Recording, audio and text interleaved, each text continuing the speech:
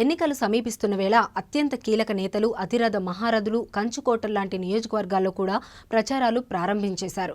ఈసారైనా గెలవాలని కొందరు, ఈసారి కూడా గెలవాలని ఇంకొందరు, ఈ ఒక్కసారి గెలిస్తే చాలని మరికొందరు ఎవరి లక్ష్యాలతో వారు ప్రచారంలోకి దిగిపోయారు. ఈ సమయంలో నందమూరి నటసింహం బాలయ్య కూడా రంగంలోకి దిగిపోయారు. హిందూపురం నుంచి వరుసగా 2 సార్లు ఎమ్మెల్యేగా విజయం సాధించిన నందమూరి బాలకృష్ణ రానున్న ఎన్నికల్లో కూడా గెలిచి హ్యాట్రిక్ కొట్టాలని భావిస్తున్నారు. దీంతో ఎన్నికలు సమీపిస్తున్న వేళ ప్రచార కార్యక్రమాల్లోకి దిగిపోయారు.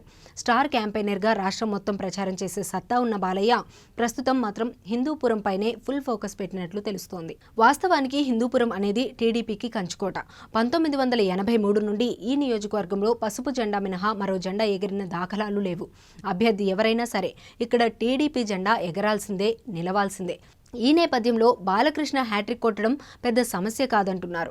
ఆయన రాష్ట్రం మొత్తం స్టార్ క్యాంపెయినింగ్ చేసి ప్రచారాన్ని 4 రోజుల ముందు వచ్చి నియోజకవర్గంలో కారుపై ఒక రౌండ్ వేసినా పని అయిపోతుందని చెబుతున్నారు. అయితే ప్రస్తుతం పరిస్థితులు అలా లేవనే చర్చ నడుస్తున్నట్లు తెలుస్తోంది. బాలయ్యకు హ్యాట్రిక్ విజయం దక్కకుండా అడ్డుకట్ట వేయాలని అధికార వైసీపీ అన్ని అస్త్రాలు ప్రయోగిస్తోంది. అన్ని మార్గాల్లో మోహరించిందని, బాలకృష్ణ ఏమాత్రం ఏమరపాటుగా ఉన్నా హిందూపురంలో సరికొత్త అధ్యాయం మొదలయ్యే అవకాశం ఉందంటున్నారు. దీంతో బాలయ్యే స్వయంగా రంగంలోకి దిగి ప్రచారం స్టార్ట్ చేశారు. ఎన్నికలు పూర్తయ్యే వరకు షూటింగ్లకు దూరంగా నియోజకవర్గానికి దగ్గరగా ఉండాలని బాలయ్య నిర్ణయించుకున్నారని తెలుస్తుంది.